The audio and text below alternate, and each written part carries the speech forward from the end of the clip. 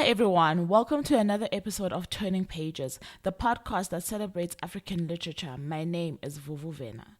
Today we are in South Africa with a fellow book lover, fellow digital creator, Tshegofatso Motlhake. Tshego is better known as A Time to Share Books over on BookTube/YouTube, which is where you can find her channel and the content that she produces. We are of a folklore heritage. We were conceived in the womb of beautiful words, birthed into a captivating world that we've spent eternity trying to name, tell, retell, and paint. Wrapped and cradled in stories, intsomi namabali. Our words create worlds. They transport, they mirror, they convict, they give lashings and hugs. They create and can never be undone. To hide between the pages of a book is to find pieces of yourself before you even were. Welcome to Turning Pages, the podcast that celebrates African literature from the continent and the diaspora. I'm your host, Vuvu Vena. I sat down with Tshego, or A Time to Share Books, at the end of last year to discuss everything that has to do with reading, book recommendations, how we got into or how we fell in love with the leisure of consuming literature. And this is how that conversation went. Thank you so very much, Tshego, for agreeing to be part of the Lit Conversations. Welcome to the channel. Tell the people a little bit more about who you are, what you do. Hi everyone, my name is Tshegofatso Motlhake. I am a South African booktuber and a South African bookstagrammer. So I do similar things to Vuvu. I love reading, and that's why I have a BookTube channel and a Bookstagram account. I am the first child in my family. I've got a sister. I love watching movies. I'm someone who just loves learning, and the reading that I do helps me learn about different people, different experiences, and I love traveling. So this whole lockdown thing wasn't really good for the traveler within me, but finally we're in level 1, and hopefully very soon everything will be back to normal and we'll be able to travel. Just tell us what your handle is on Bookstagram, as well as your channel name here, but I will definitely link them down below as well. So my channel name is A Time to Share Books. So the reason why I call it A Time to Share Books is because I focus mainly on books on my channel. So I sort of wanted to use a channel that sort of highlights that I'll be talking about books. So it's A Time to Share Books. I do book reviews, I do wrap-ups, you know, your traditional BookTube videos. And my Instagram handle is TshegoMot29. So it's TSHEGOMOT 29. Tell us a little bit more about why you felt that you needed to start a BookTube channel, especially in the South African climate, because we're always being told about the literacy levels in this country. Why did you think that it would be something that was appealing to people? Okay, so before I started my channel, I actually used to love watching BookTube videos.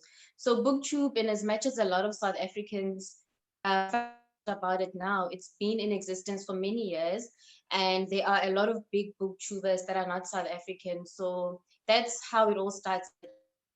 Love with BookTube, you know, the likes of Haley.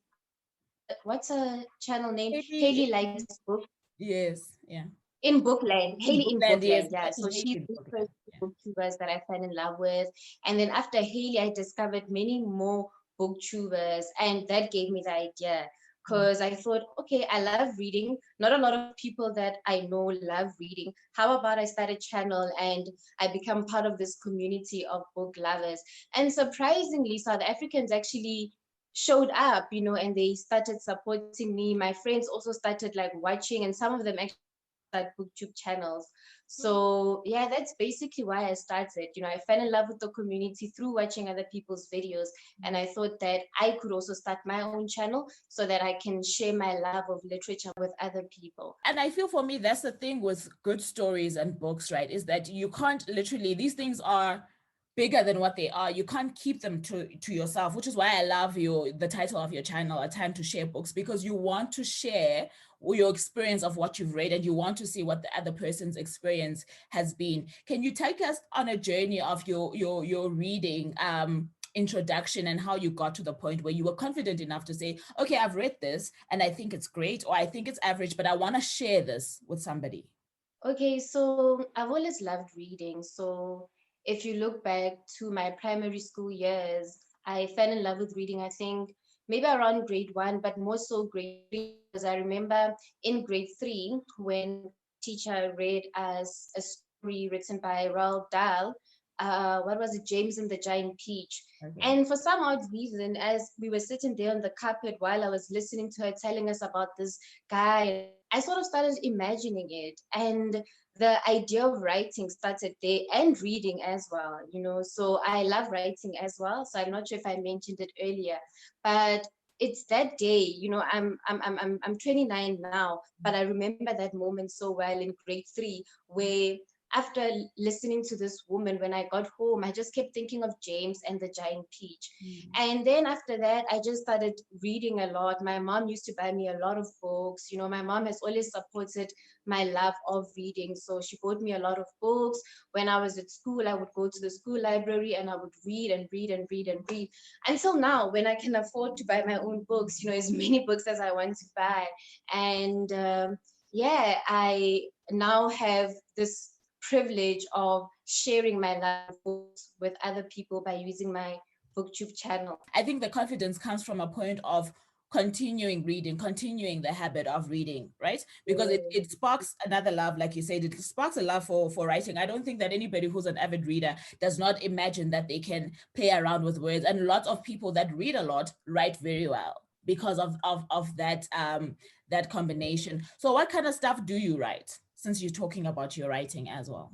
Oh, I write different things, and it depends on what I'm going through at that point in time. So if I were to publish a book, I think I would probably publish more fictional books than anything else. I don't think I'm ready to tap into the nonfiction world, but then in terms of the type of genre that I focus in, I would say it's fiction. But apart from that, I also write, I journal a lot. And some of my most deep and moving pieces of work that I've done are coming from my journal, where I'm basically taking myself through a journey of just letting it all out, you know, either in a form of poetry or just a piece, a written piece where I'm just talking about what I'm feeling and what I'm going through. So those are the type of things that I'm writing. But like I said, I'm busy with a fictional book that I'm hoping will come out very soon. I'm not going to say much about it, but those are the type of things I write. But I write whatever I feel like writing at that point in time, you know, because writing is like therapy for me. So as I write, it's like I'm releasing and letting go. But as I write, I also tap into worlds that I didn't know I could ever tap into. So yes, that's my writing journey. That sounds so amazing. And I really wish you well on that, because we do need a lot more, especially young African writers. We really do need a lot more of that. So I wish you all the best. We'll be sitting here crossing fingers and hoping for the best. So the other thing that I appreciate about your platform is that you're quite a diverse reader, right?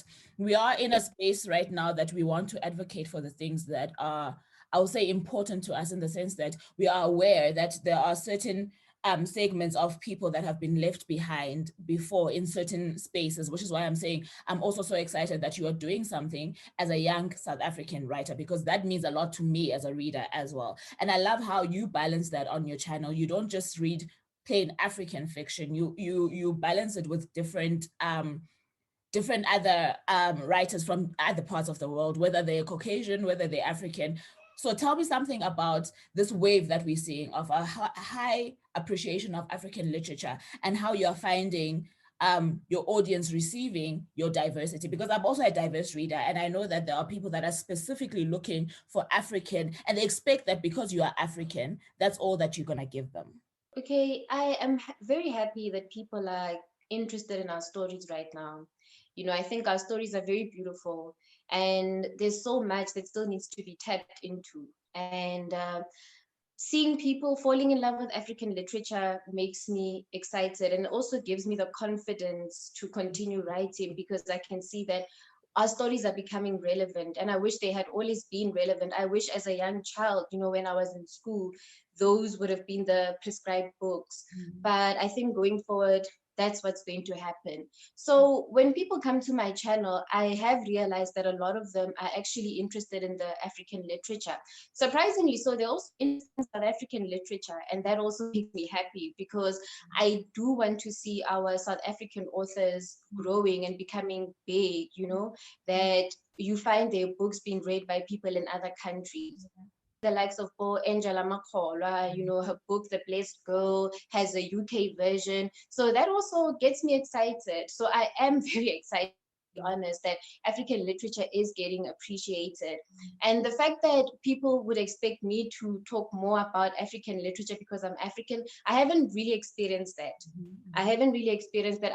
Because most of my viewers are actually also diverse. So you get South Africans, you also get non-South Africans. I don't think there's that expectation from some of my subscribers, but all I'm seeing is that throughout Bookstagram and BookTube, people are getting excited about this wave that you're talking about of reading African literature, especially the Nigerian books. They are sort of popular right now, but I want it to be South Africans very soon, So I can't wait for that time. Yeah. No, you're absolutely right. And I think that also when you start tapping into the African literature, you start seeing that there is a different style in how people from different parts of Africa write, right? And I think that people are, like you're saying, the Nigerian books are more popular now because people are enjoying that style of narrating. And the more you talk about it, the more you expose people to it, and the more they're going to talk about it. And you're absolutely right. Very soon, when we talk more about the South African authors, that will be a different type of exposure. And it is important. I think that's what makes what we do a bit more impactful, in the sense that we're not just saying, I read. We're saying, you should discover the things that we read, because wow, these people have so much talent. And then tell me, are you part of any book club? Because part of the conversation that also goes hand in hand with this is that there's so many book clubs that have seem like they've mushroomed, because we're living in a world of technology now, right? Doesn't mean that people didn't have book clubs before, but suddenly there's this wave that's going on because of online exposure. Are you part of any book clubs, and how do they help your process of reading and writing as well? Yes, I am part of a book club.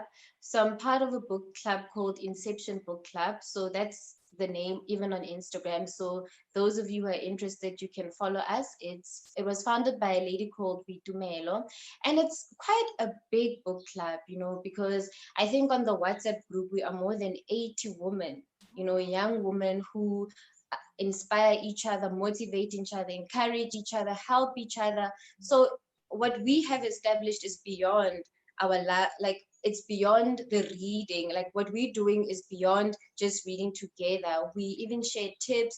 We have formed a sisterhood. For me, apart from them helping me to read more, I feel like they have given me a lot of tips on a lot of things, because we come from diverse professional backgrounds. We have people in the marketing field, in the HR field. So whenever there's an issue that you have, you post it in the WhatsApp group, and they basically help you. So I think for me, the book club is also something that has helped improve my reading and help me to read more.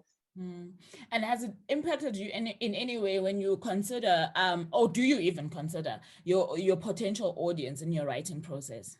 To be honest, when I write, my hope is that the audience will be people of the world, and not just women, just Black people, not just South Africans.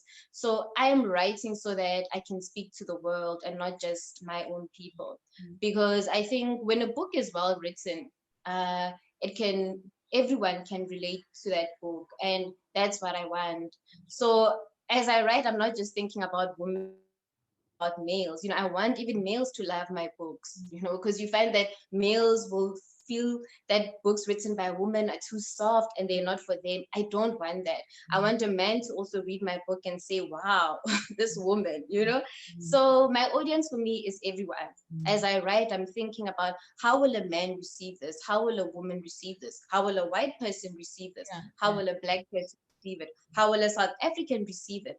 how will a non-South African receive it? And I'm just hoping that once I'm done, once my book comes out, the world falls in love with it.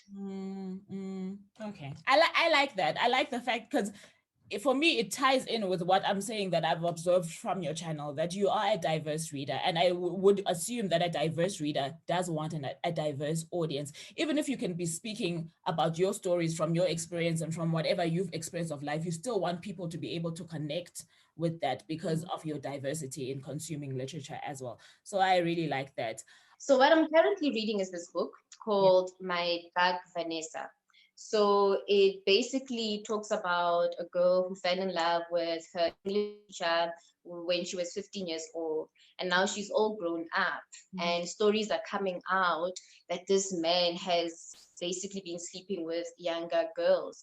And so it sort of breaks her heart, because when she was with this man, when she was still 15, she thought this was the love of her life. And she thought that it was a love, like it was a beautiful love story. So when all these girls now come out and say this guy was sort of raping them and all that, pedophilia and all that, she sort of first starts by trying to defend this man, but also now starts going on a journey of thinking, maybe this wasn't as innocent as I thought it was. I'm not that far in. I'm reading this book with a friend, Riley. Riley. So we're reading it together. It's a buddy read.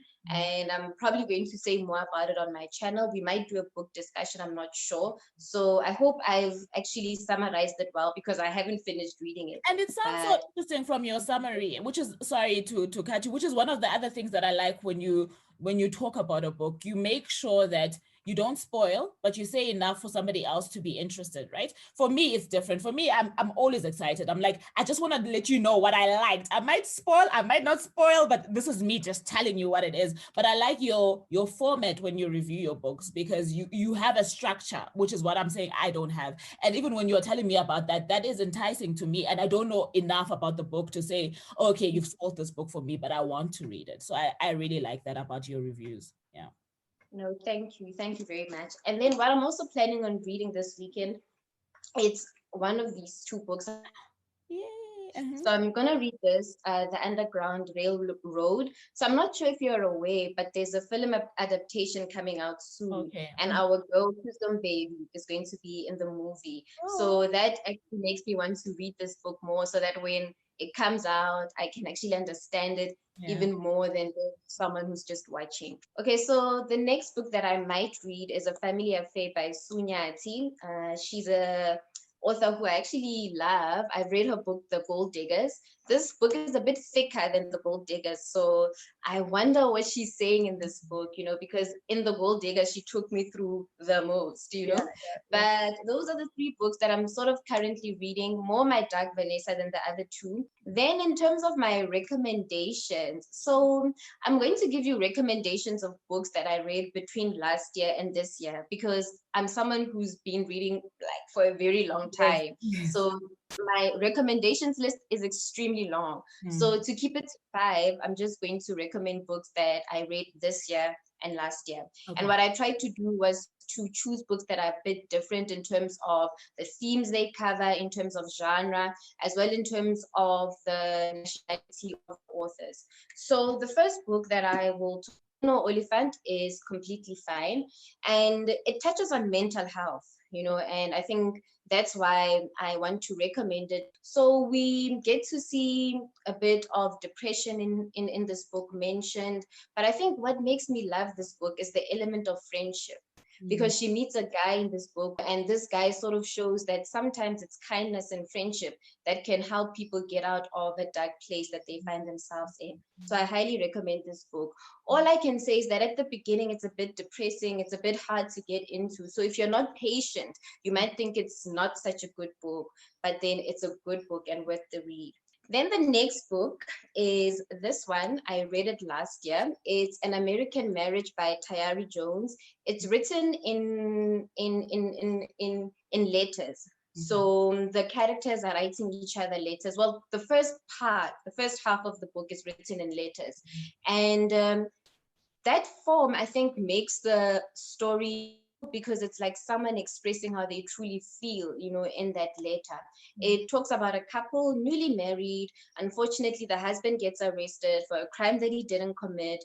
And so that shakes up their marriage, and it makes you ask yourself questions like, can a marriage survive? And should the partner wait for that partner, or should they just move on? If your husband is going to be in prison for 12 years, do you move on or do you wait for him? Another book, it's a spiritual book. It's called A Return to Love. I really, really love this book. I think I'm an advocate for self-love. I'm an advocate for loving others. I'm an advocate for loving the world and loving our lives. And this book, it's called A Return to Love. And it basically forces you to just remember that at the core of it all, love is around, and you need to just try to make sure that love is what you give, and you try to make sure that you're allowing yourself to also receive love. So it's one of my favorite books. And I love the premise of that book, because sometimes people misconstrue the whole idea of love. And I love the fact that you're saying that there are parts of it that talk to self-love, but a person who loves themselves and gives themselves that affection can easily kind of give it to everybody else, spread it. And I love that. I love the premise of that book, actually.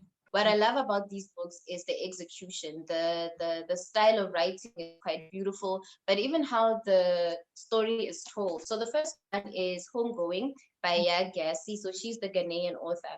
And I think it has 12 chapters. It focuses on the descendants of these two sisters, Efia and Essie. And so every single chapter we generation. So it starts with Efia and Essie, then it takes you to the next generation. So the book spans over 250 years or 300 years roughly there, and we meet a descendant of these two sisters, and we basically get to see how the effects of how something that happens to me today can affect my descendants 300 years later, And what I love about it is that it made me think about how people will make comments like, apartheid is gone. I don't know why black people are complaining.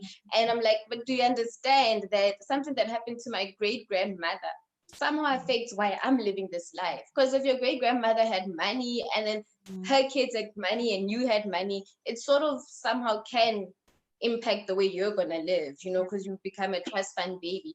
But if your descendants were just poor, they were slaves, you might become the first generation who's starting to see that, because it made me realize how something that could have happened to my great-grandmother is actually probably affecting me today. Yeah, so it's such a beautiful book. I highly recommend it. The other book is Daisy Jones and the Six. I recently finished reading this book, and it's also historical fiction. It focuses on a rock band that was very popular in the 1970s. It's written in a documentary interview style, and I think that's the genius thing about this. When you read it, you think it's real, because everything about it is believable. I promise you, once you read this book, you might want to check if Daisy Jones and the Six actually did exist. But that band never existed. It's just that the author is that good that she gave us a band that seems like it's a real band, and it's not. So in this book, we get to find out about how they became the band Daisy Jones and the Six. And then we also learn about how they sort of split up as a band because of certain things, and that's also part of the story, so I'm not going to tell you much. But I do have reviews of all these books on my channel, so people who are interested, they can go check them out. Yeah. Oh, Tshego, thank you so very much. I really enjoyed this, and I love that it was straight to the point. It was crisp. We got what we wanted to get, and obviously part of it is I might not have that big of an audience, but it's also exposing you to people that might not know that you are there. And I think that your personality came through perfectly in this, and I really, really appreciate that. Thank you so very much for your time. Thank you so much for inviting me. I really enjoyed this as well. I don't know if I can even ask you to share maybe about a book that I can go check out after. What have you read recently that you would recommend to me before I leave? But I really appreciate this platform, and I really, really pray that we get more bookstagrammers that are South African, more booktubers African, and this whole reading thing becomes very fashionable. So I can't wait for the day when that happens. So thank you very, very much. That's awesome. Thank you for your time, Tshego. And the one book that I've been raving about this year has been Under the Udala Trees by Chinelo Okparanta. She's Nigerian. And I think what I loved about it is that it was my first glimpse into homosexuality on the continent, right? And how she handled that subject was very she treated it with the dignity that it deserves, and she allowed whoever was looking out from the outside to have compassion for this kind of relationship, even if they had any prejudices before. And I love the fact that she based it, or it was birthed from a place of Nigeria having passed a law that homosexuality is illegal in that country. And she was showing that you can't legalize love. Love is love. It does not matter what people try to do to escape it. If they are in love, they are in love. And I love how that story flows and incorporates all those other elements as well. So that's my best book this year. I am raving about it as much as I can because I think that she handled that subject matter very well. So that's the book I would recommend. That's all for today's episode. Thank you so much for tuning in. Please don't forget to rate and review this podcast. Any engagement on any of my platforms means a lot to me. And until next time, remember, every page turned is something learned. Keep turning pages. I'd love to hear your thoughts about today's episode, so why not search for me on social media? On Instagram, I'm Vuvuvena_reads. On Facebook and Twitter and YouTube, I'm Vuvuvena_reads. And you can also find me on my website, which is www.vuvuvenareads.com. And until next week, I really do love you guys. Bye now.